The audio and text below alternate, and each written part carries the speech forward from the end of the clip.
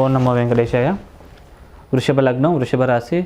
ఈ యొక్క వృషభ లగ్నానికి లగ్న షష్టాధిపతి అయిన శుక్ర భగవానుడు మంచి శుభకరమైన ఫలితాలను, అనుకూలమైన ఫలితాలను ఇచ్చే అవకాశం ఉంది. ప్రథమార్థంలో ఈ శుక్రుడు కొద్దిగా లాభాభివృద్ధి మరియు విద్యార్థులకి మంచి లాభాలు చేకూర్చడం ఇట్లాంటి పరిణామాలు కలిగింపజేసే అవకాశం ఉంది. ద్వితీయార్థంలో కొద్దిగా ఈ యొక్క విదేశీ ప్రయత్నాలు చేసే వాళ్ళకి వీసా, పాస్పోర్ట్ ఇట్లాంటివి తొందరగా మంజూరు అవ్వడం, శత్రురోగ రుణాది పీడలు చాలా తక్కువగా కలగజేయడం మరియు ఈ యొక్క స్టామినా, ఇమ్యూనిటీ పెంపొందడం, మంచి శరీర ఆరోగ్యం, దేహ దృఢత్వత ఇట్లాంటివి బాగా కలిగింపజేసే అవకాశాలు పరిపూర్ణంగా ఉన్నాయి. అలాగే సినిమా కళాకారులు ఈ యొక్క సినిమా రంగంలో బాగా రాణించగలుగుతారు. మంచి పేరు, గుర్తింపు, కీర్తి, పలుకుబడి ఇట్లాంటివి బాగా సంపాదించుకోగలిగే అవకాశాలు పరిపూర్ణంగా ఉన్నాయి. అలాగే కవితలు రాసేవాళ్ళు మరియు లిరిసిస్టులు ఇట్లాంటి వాళ్ళకు కూడా వారి ప్రతిభకు తగ్గ గుర్తింపు పరిపూర్ణంగా లభించే అవకాశం ఉంది. కాబట్టి మీరు ఈ సమయాన్ని బాగా ఉపయోగించుకోగలరు. ముఖ్యంగా శుక్రదశలు, అంతర్దశలు నడిచినట్లయితే కనుక పరిపూర్ణంగా యోగించి మంచి శుభ పరిణామాలు, ఫలితాలే పరిపూర్ణంగా కలగజేసే అవకాశం ఉన్నది. కాబట్టి సద్వినియోగం చేసుకోగలరు.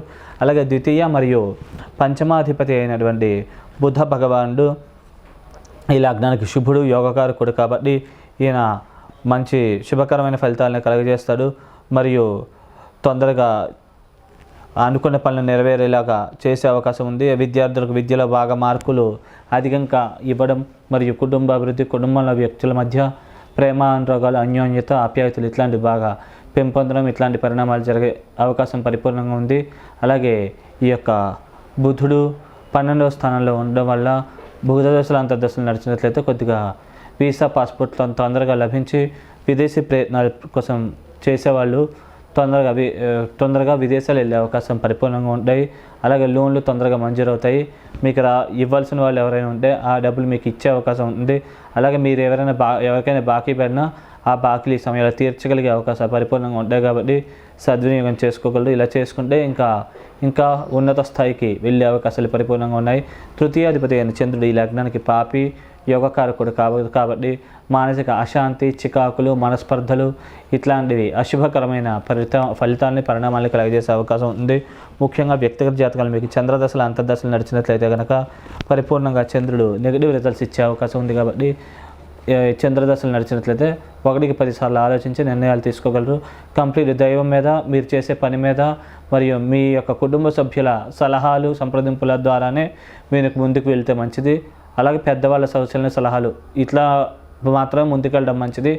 చంద్రదశలు, అంతర్దశలు నడిచినట్లయితే ఈ విషయాన్ని గమనించగలరు. లేకుంటే సమస్యలు, ఇబ్బందులు వచ్చే అవకాశం ఉంది. అలాగే చతుర్థాధిపతి సూర్యుడు సహజంగా రవిశనులు శత్రువులే అయినప్పటికీ వృషభ లగ్నానికి మాత్రం ఈ యొక్క రవిశనులు ఇద్దరు కూడా అద్భుతంగా యోగించి పరిపూర్ణమైన లాభాలని, శుభ ఫలితాలని కలగజేసే అవకాశం ఉంది. కాబట్టి కొద్దిగా ఈ యొక్క రవి దశల, అంతర్దశలు నడిచినట్లయితే భూములు, స్థిరాస్తులు ఇట్లాంటివి బాగా కొనుగోలు చేస్తారు.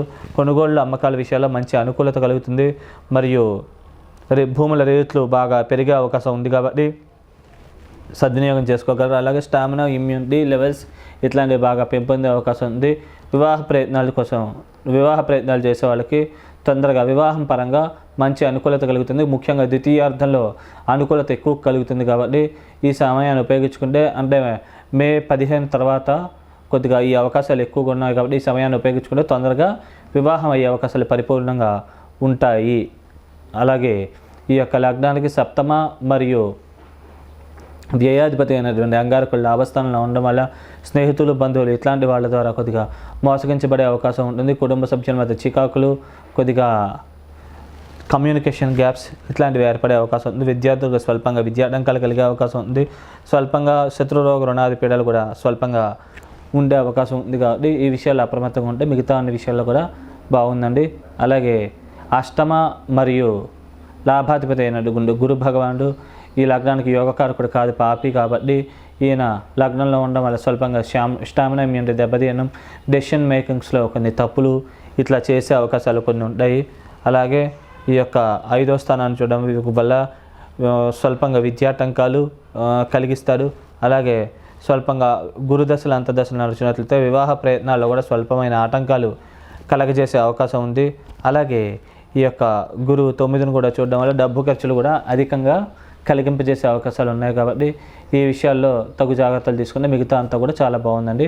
అలాగే కేంద్ర కోణాధిపతి రాజయోగ కారకుడైనటువంటి శనీశ్వరుడు ఈ యొక్క 10వ స్థానంలోనే ఉండడం వల్ల శశమహాపురుష యోగం అనే యోగం ఏర్పడింది. దీనివల్ల సంఘంలో మంచి పేరు ప్రతిష్టలు, గౌరవ మర్యాదలు, కీర్తి, పలుకుబడి ఇట్లాంటివి బాగా పెరుగుతాయి. మరియు ఉన్నత స్థాయికి తొందరగా రాగలుగుతారు. మరియు ఉద్యోగంలో కూడా ప్రమోషన్లు, ఇంక్రిమెంట్లు తొందరగా వస్తాయి. వ్యాపారస్తులు వ్యాపారాల్లో కూడా తొందరగా లాభాలు గడించగలుగుతారు. మంచి ఉన్నత స్థాయికి తొందరగా చేరుకోగలుగుతారు. అలాగే 12ని చూడడం వల్ల తీర్థయాత్రలు, పుణ్యక్షేత్ర సందర్శనాలు ఇట్లాంటివి చేయాలనేటువంటి ఆసక్తి అధికంగా కలుగుతుంది. అలాగే వివాహ స్థానాన్ని చూడడం వల్ల పార్ట్నర్షిప్ బిజినెస్లు చేసే వాళ్ళకి మీ బిజినెస్ పార్ట్నర్ మీకు సహకరించి బాగా మీ ఉన్నతికి తోడ్పడే అవకాశం ఉంది. అలాగే ఈ యొక్క వివాహం కోసం ప్రయత్నిస్తే కనుక శని దశలు, అంతర్దశలు నడిచినా కానీ వివాహం తొందరగా అయ్యే అవకాశం ఉంది. కాబట్టి ఈ యొక్క సమయంలో ప్రయత్నిస్తే 100కు 100% వివాహం అయిపోతుందండి. అలాగే భూములు, స్థిరాస్తులు వాటి యొక్క విలువ పెరుగుతుంది.